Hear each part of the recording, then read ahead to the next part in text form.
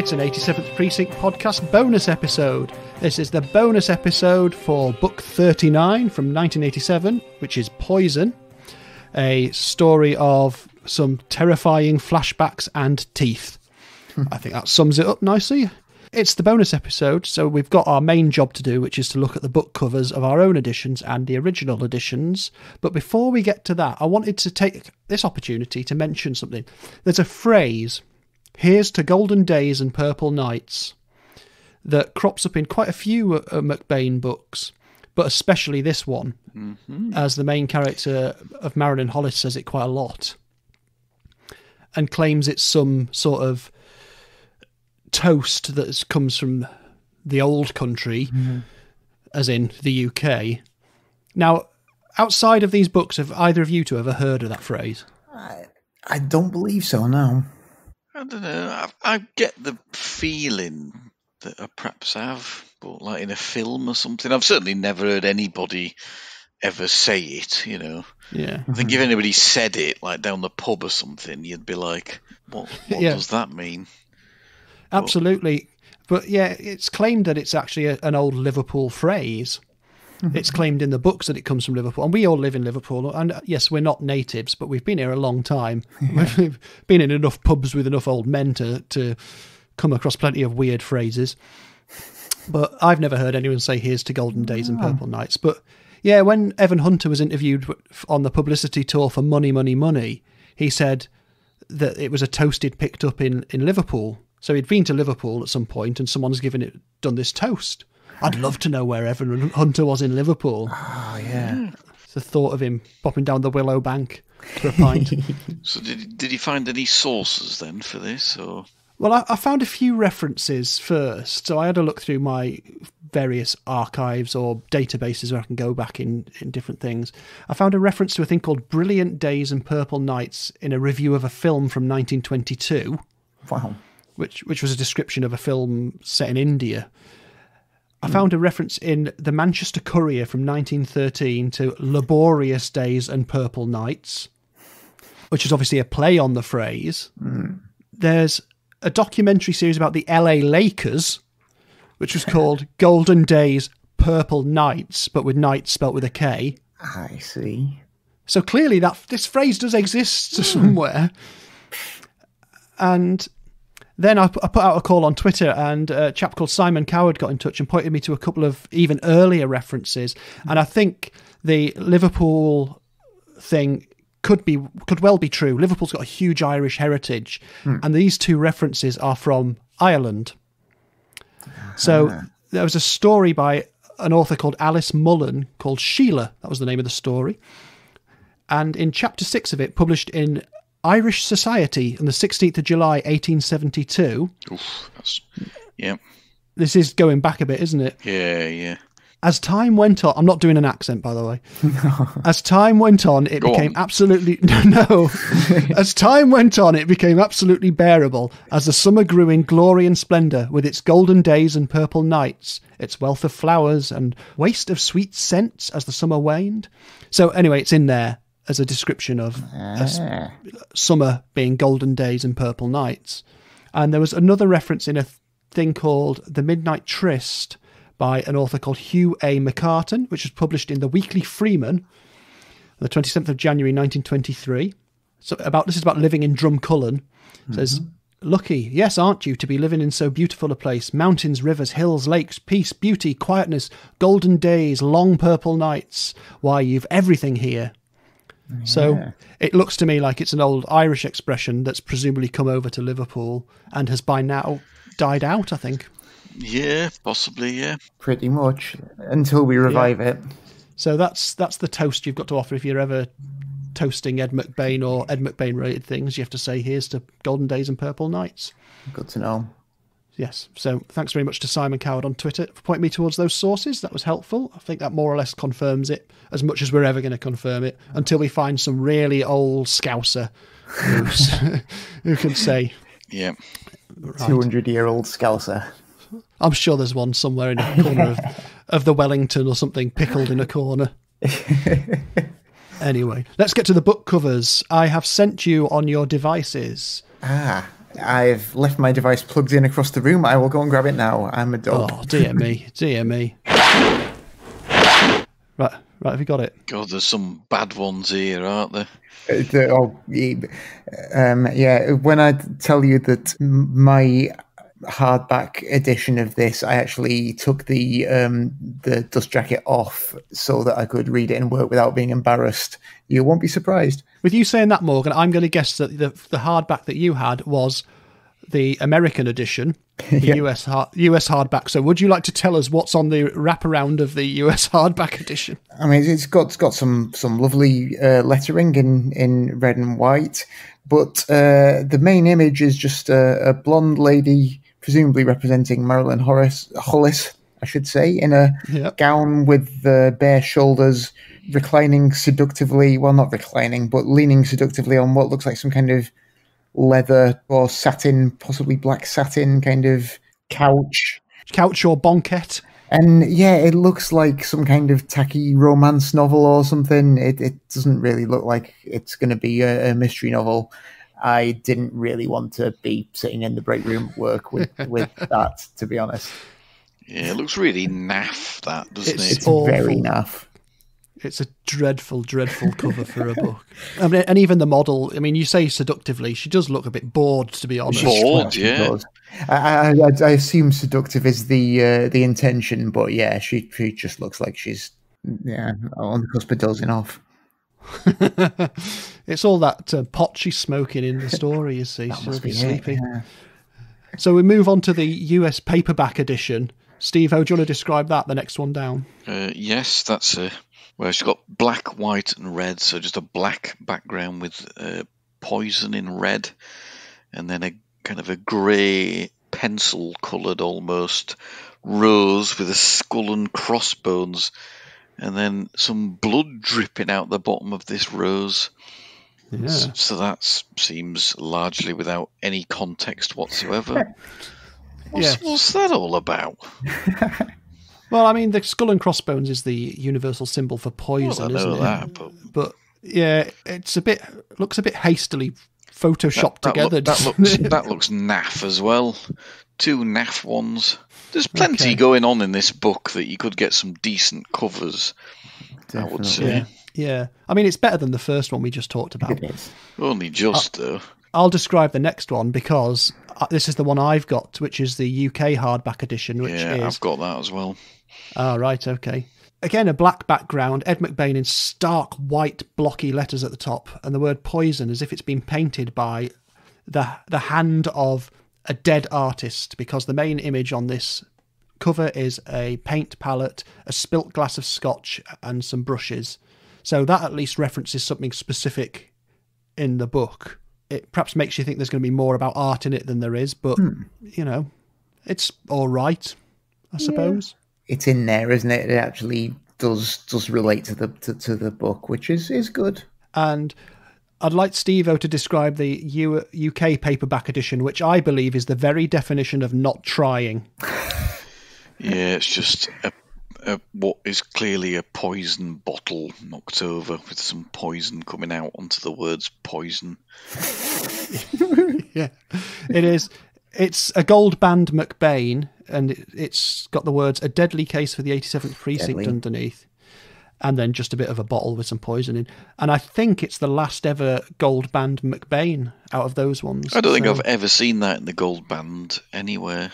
No, I think it's very, very rare. I think these next couple of pan ones, of which there's not many left to come now, are very hard to come by, and this is definitely the last one that came in gold band. And I think there might even be a more modern, not a different design for this. How come did Pan just not release many of them? Or well, from this point on, I think their contract comes up in about 2 or 3 books' time. But I mean, why wouldn't there be that many kicking around compared to the others? I don't know. I just assume that they changed the design around this point, and perhaps they just got rid of this first printing with this gold band, so there wasn't that many of them. Maybe. All right, fair dues. So I'll share these pictures, but yeah, it's an interesting time for cover design, and Ours will be interesting. Should we have a huff then? Because that's go on then. Get you. Oh, blimey! Oh, that smells. Yep, smells all right. That. It's all that noise and it's like, smells all right. Well, I'll huff mine, seeing as it's the comparable one. I did that for dramatic effect, to be honest. It was very good. It was very good. Oh, I like mine. I think, yeah.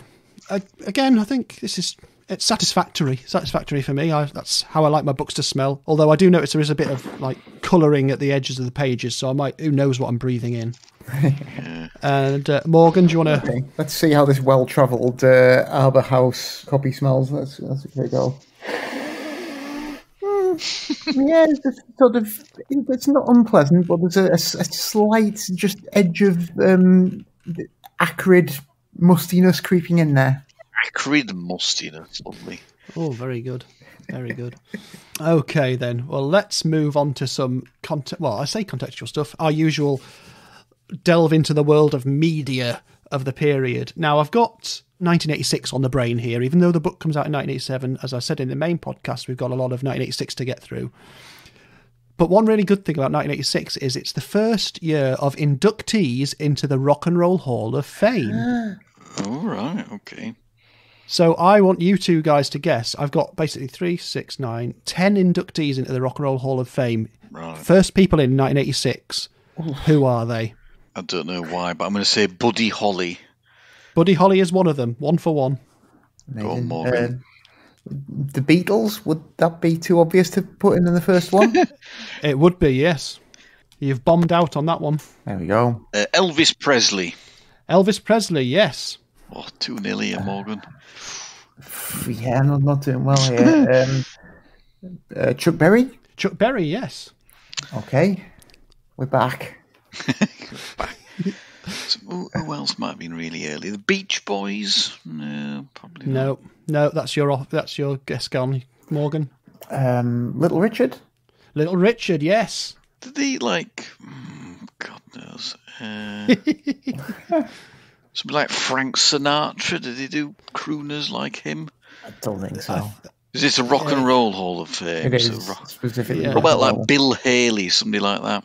No, not in the first year. Go on, Morgan, you can have another guess and then I'll put you out your misery soon if you can't. Let's see. Bo Diddley? No. Right, quick free for all. Any quick guesses? The Rolling Stones? No, not the Rolling Stones. B.B. King. No. Oh, you're doing dreadfully, you two. Oh dear, shocking. Well, it's bloody easy when you're looking at the answers, isn't it? But when you've got Elvis, Little Richard, and Buddy Holly, if the frigging Beatles aren't good enough to get in,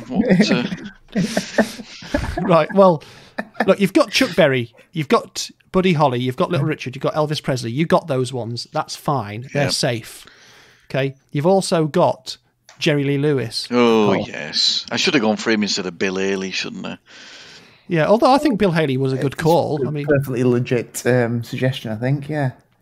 You've also got the Everly Brothers. Oh, right, yeah. Okay. You've got Fats Domino. Oh, of course, yeah. Sam Cooke.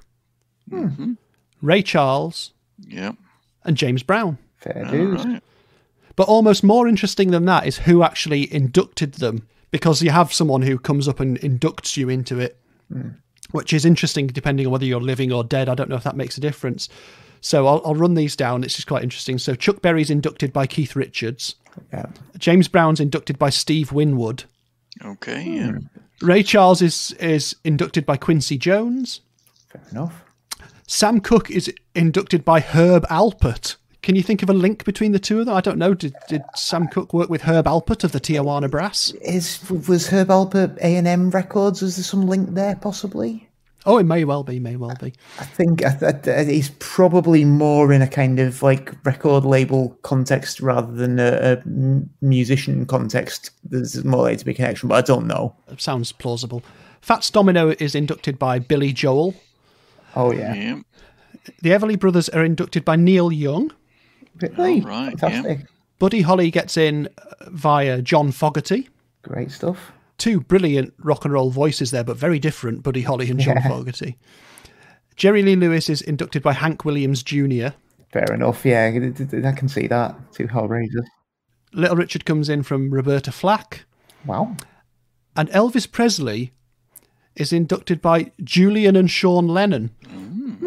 It seems like an odd one, really. It does, really. So John's two kids to different mothers together as pals to induct Elvis. And obviously Elvis meant a massive deal to Lennon and the Beatles and things like that. But it seems odd that they couldn't have got like a bigger 60s name to come in and do it, maybe. Yeah, that's peculiar.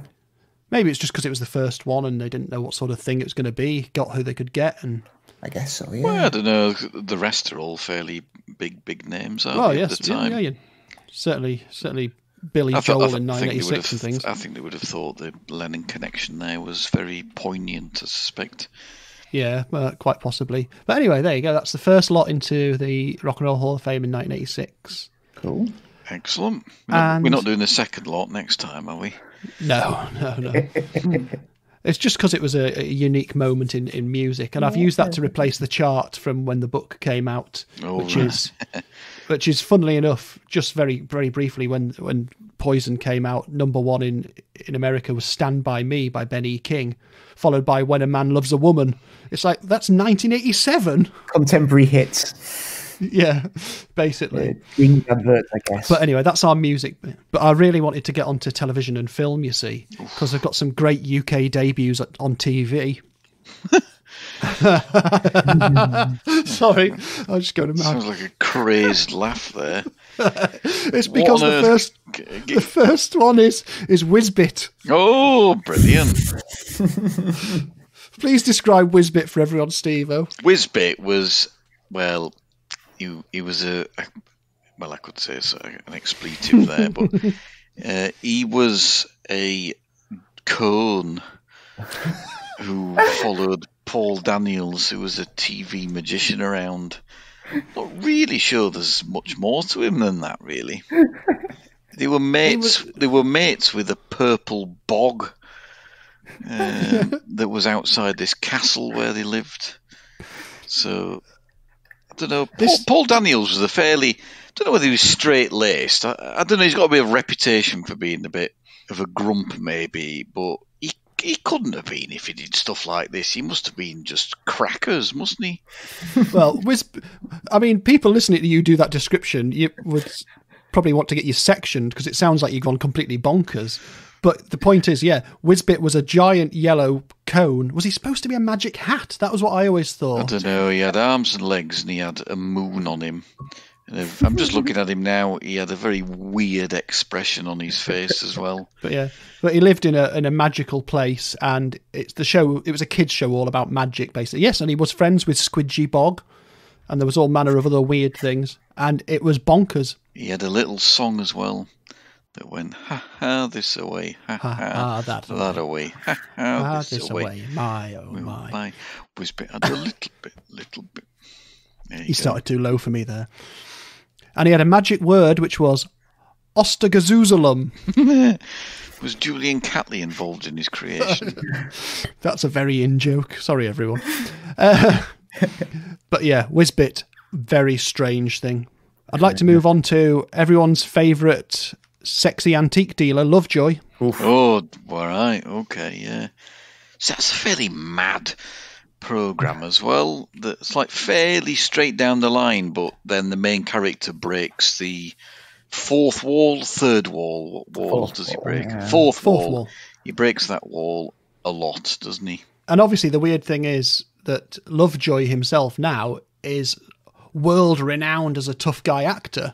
It's funny that lots of US TV viewers will never think of him as a sexy antique dealer. As an East Anglian antiques dealer. Yeah, that's Ian McShane for anyone who's not sure who we're talking about.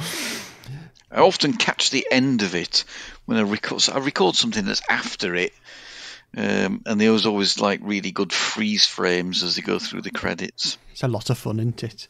We also have a programme called Boone. Oh, God. What a year this is. What a year. Again, I don't think I ever watched an episode of Boone growing up. But, and yet you had that response. Well, I've seen it. I've seen a few of them. Michael Elphick, was it? Yeah. Ken Boone, he was called. I just remember someone on a bike at some point. I don't know. Anyway. And Beadle's About. Oh God. You better watch out, because Beadle's About's great, that. That was a hidden camera show where a bearded man would play tricks on members of the general public by pretending to crush their car with a tank or something like that. It often involved cars getting tipped off keys, didn't it? Yes, like small ports. But it wouldn't be the actual car, it'd be like a replacement. And 25 million people would tune in to watch this on a Saturday night, Saturday tea time. To be fair, it was quite entertaining when you were... Barely move in 1986 without your car being chucked off a key and then some kind of sniggering bearded policeman coming up to you. Yeah. Yes. Because he'd always turn up disguised, usually as a policeman. It's just... I can't believe we watched it. It's mad. But let's get over to America, to some US debuts in 1986. And we get the debut of 2 WWF shows. We get Superstars of Wrestling and a show called Wrestling Challenge. Tremendous. I presume are like the Raw and SmackDown of their day. I'm not sure. We also get, as a TV programme, Ghostbusters. But not the real Ghostbusters like you think. So have you heard about this Filmation animated series called Ghostbusters? There's another series unrelated called Ghostbusters, is that right? Yeah. Did it exist before I'm trying to think, or was it copyrighted before the film Ghostbusters? Someone was telling me about this once, and I can't remember what the deal was with it. Please explain. Well, there was a live-action TV show in the 70s called Ghostbusters, which had 2 Ghostbusters, and one of their other team member was a giant ape, a man in an ape suit, essentially. Then the film Ghostbusters comes along in 1984, and they have all this hoo-ha over the name because this company owns it. And for ages, Ghostbusters might not have been called Ghostbusters. Then eventually it gets to the fact that they discover that there's going to be a Ghostbusters cartoon spun off from the film. And the people who own the name go, hang on, no, we're making a cartoon and we're calling it Ghostbusters. And so they make this thing, and it's Filmation, the people who made He-Man. And it's based on the 1975 show. Oh, God. And that's why, in the same year, out comes the real Ghostbusters. So that's why that's called the real Ghostbusters, which is like just a quirk of copyright law or trademark law. I always wondered about that because I was as a kid, I was just thinking, so they're saying that Egon Spengler really has some weird blonde hair instead of the hair colour he actually has. Is that why it's the real Ghostbusters? I don't understand. Yeah, it was a strange one. I remember seeing in Woolworths as a kid a video of the cartoon Ghostbusters and going, oh, Ghostbusters, because I loved the real Ghostbusters, and seeing it and going, oh, Ghostbusters, and it being this weird Filmation series. It's like, oh, I wonder how many kids got conned, or kids' nans bought them that accidentally. Anyway, as far as American programs go, of course, in 1986 you get Alf, alien life form, wisecracking, cat-eating, alien life form, Alf. You ate cats? Yeah, he ate cats. Oh, dear. Or he endeavoured to at all opportunities. Oh. And LA Law, I suppose that's quite important as well. That starts in 1986. But let's, again, for our Australian friends, a couple of Australian debuts before we move on to some films. What's this going to be? The Flying Doctors. Oh, gosh. See, that was both good and bad, wasn't it? It's quite boring, but quite good as well. I don't know. Funny one. It's like, I like medicine, but there's not enough light aircraft involved. Yeah, there's too many people. Yeah. But that was quite a big show over here for a while, wasn't it? It was, yeah. But I'm about to read something out, and this is genuinely the title of a TV show, a kids show in Australia. Right, prepare yourself. Oh. Professor Poop Snaggle's Steam Zeppelin. Oh, well. I'm not saying it again. All I'll say is if any of our Australian friends want to tell us that they've seen that programme or what it's about, I've never... Yeah. Who came up with that name? What is it about? It's about a steam zeppelin, obviously. Well, that sounds quite aggressive and dangerous. Not when you add the word poop to it. Well, it becomes even more dangerous. Different sort of threat. More sort of biochemical threat. Oh, anyway. We better have a quick rundown of the top grossing films of 1986. As I say, we're linking through to 1987. Right, Some massive films this year. top grossing. Well, let's work from 10 up to 1 then. So from the 10th top up to number 1. Number 10 is Ferris Bueller's Day Off. All right, excellent. Otherwise known as Irritating Child Gets Away with It. Oh, I do like that film though. That's a good film. It's worn off with me. Number 9, Ruthless People. Never seen it. No, me either. So that silence spoke volumes. At number 8 is The Golden Child. Oh yeah, is that Eddie Murphy? It is. It is. Yeah. That's one of his slightly lesser known ones. It's still pretty good though. Yeah, it's a bit weird than some of his comedy stuff, isn't it? Yeah, it's kind of a bit more fantasy, isn't it? From what I remember. At number 7, we've got Aliens, sequel to Alien. Yeah. Great film. Yeah. At number 6, we've got Back to School. Never seen it. No, it doesn't ring a bell. No, not for me either. Number 5 is Star Trek IV: The Voyage Home. Is that a terrible one? Oh no, that must be a good one if it's an odd one. Even one. Forget what the rule is. I can't remember. I've not seen that in None years. of them are very good, to be fair. You make some powerful enemies with those sorts of statements. At number 4, we've got The Karate Kid Part 2. Tremendous. Karate Harder. Number 3, we've got Platoon, which I've still never seen, but it was such a legendary film when you were a kid because it was supposedly so horrible and violent. Yeah, I've seen it, not for a long, long time, though. And at number 2, again for our Australian friends, Crocodile Dundee. Now, an absolutely fantastic film, that. Yeah. They show it on television all the time, and I always watch it when it's on. Yeah, it's sort of on a permanent loop, isn't it, on one of these channels? Yeah, and Crocodile Dundee too, as well. Yeah. I can't remember which one it is that has the little song in it. If I give my heart to you, I'd have none and you'd have two. What's the concept? What's the concept? The context of that? I can't remember. He's just singing it to himself while he's having a bath. Oh, right. Oh, that's probably in one then when he's in New York. Yeah, I think it is. But the number one top grossing film of 1986 was about to have a sequel come out. It's Top Gun. Yeah, of course. Otherwise known as Some Planes. And I want to mention a couple of also rans. FX, Deadly Art of Illusion. Oh, what a brilliant... I didn't know that was 86. That didn't come up. I can't believe Short Circuit isn't in this top 10. I know, but it did come out in 1986. You're right. Yeah. As did Flight of the Navigator. Yeah. Oh, yeah, there's a movie. Labyrinth comes out in 86. Yeah. Police Academy 3. Getting deep into the Police Academy canon by this point. Good lord. FX, you see, FX, such a great film, that. It is. That's another one that's on quite a lot on telly. It is. Always watch that as well. Yeah, but I've seen like the first half of it about, a lot more than I've seen the second half. Critters comes out in 1986 as well. Excellent. Which is a film I convinced my dad to let me get out of the video club once because I said it was just like Gremlins. It's a bit harder than Gremlins, but very silly. And a film in Soviet Russia comes out called, translated obviously, Sentimental Journey to the Potato. Wow. Wonderful. Well, these are the things that were on the minds of the Soviet public at the time, presumably. Definitely.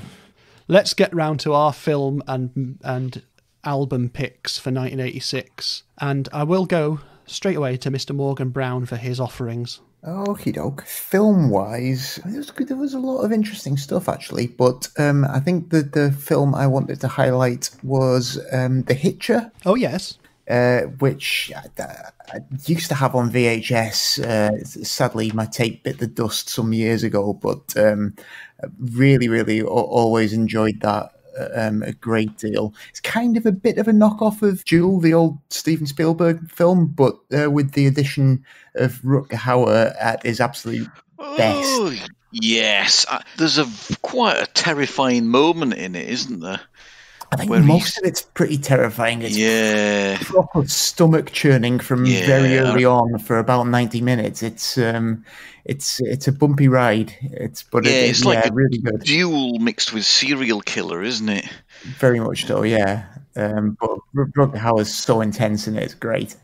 Oh, I'd totally forgotten about that film. There's a really good bit in where he's like revealed on a back scene by a van or something, and he absolutely bloody scares the living daylights out of So you. many horrible jolts in it. Yeah. And it's remade or rebooted terribly by Michael Bay some years later. What an idiot. But the original, Rutger Hauer, Jennifer Jason Leigh, tremendous. Good choice. And what have you gone for music-wise? Music-wise, I was torn between a couple of things, so I might just briefly say what the two things were I was torn between. I feel bad because we only started doing the music recommendations after a lot of classic years had gone by. So some of the people I would have wanted to recommend were probably past their best by the time we started doing these.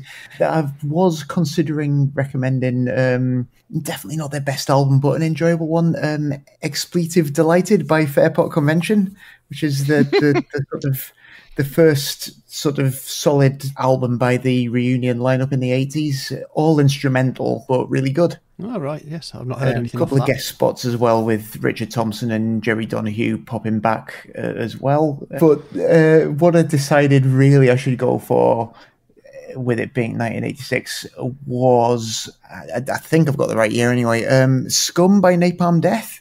Oh, right, okay. Just because I feel like it's an album everyone should hear at least once, even if they then turn it off and never ever listen to anything like that again, or indeed never listen to any music again. It's it's still pretty astonishing listen today. Effectively two different bands because everyone left apart from the drummer after they recorded side one, but both sides are absolutely astonishing. Yeah, great stuff. Is it a fairly visceral performance?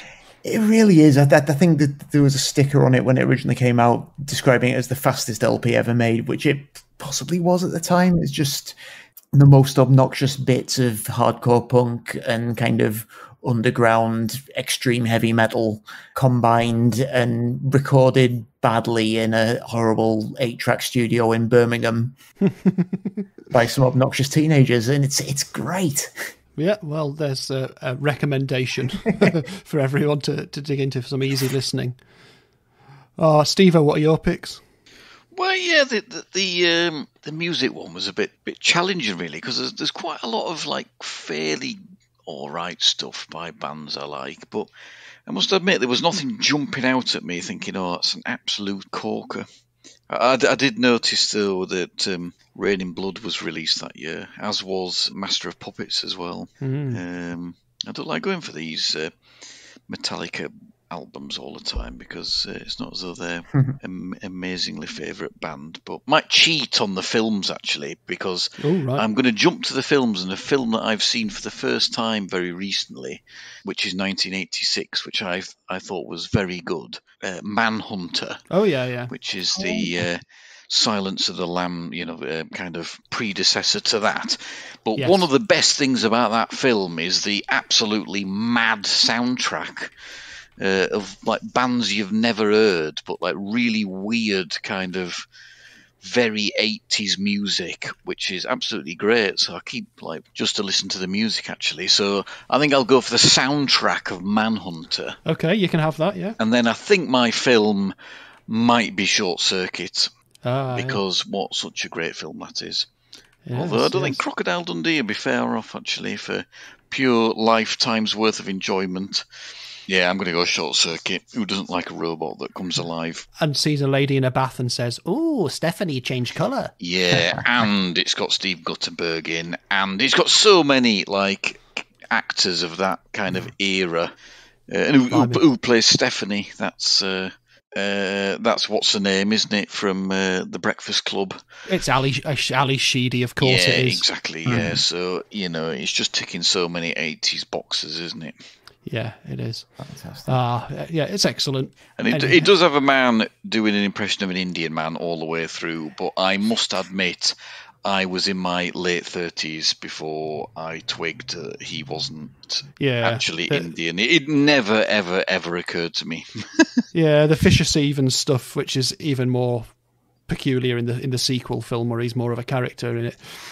Yeah, let's less said about that, the better. Right, my picks for 1986, we'll start with music. And I have picked an album by XTC. I knew you were going to pick that XTC album when I saw it. It's Skylarking by XTC. Just a phenomenal album of songwriting, of jangly in parts, angular in other bits. It's really hard to explain why it's such a good album, but the songwriting on it is incredible. And it's got quite an interesting production history as well. The story of the band XTC is fascinating, but Skylarking is really one of the best albums I've ever heard in my life. So that's definitely my pick for 1986. In terms of movies, you know what I'm going to say, don't you? It's 1986. I never saw it in the cinema, but not long after I got the VHS. To this day, I have bought this film on about 4 or 5 different formats. I have watched it hundreds of times, a couple this year at least. It's The Transformers the movie. It's simply my favourite film of all time, and it remains so. I've been through a lot of periods in my life where I've gone, well, I really did like Citizen Kane. That really was as good as they said it was. Or I do like 2001: A Space Odyssey or Brazil. And I do, don't get me wrong, but for sheer the joy it brings me, the feeling of it, Transformers the movie is just head and shoulders above anything else, and I will defend it to my dying breath. In fact, if I'm not watching it when I take my dying breath, I'll have done something wrong. That's not an offer for people to come and do me in. So there, what do you think about that? Well, it was fairly inevitable, I think. Yeah.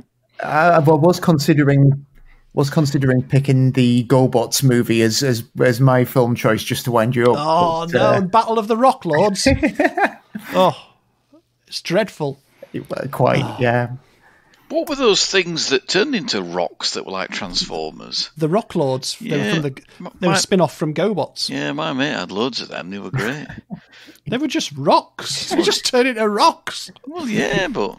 Anyway, if anyone wants to hear me talking about a spin-off from Rock Lords, which was a spin-off from GoBots, I was on a podcast called Looks Unfamiliar a little while ago, and I talk about that. So you should look that up, Tim Worthington's Looks Unfamiliar, to hear me raving about spin-offs of things I didn't even like in the first place.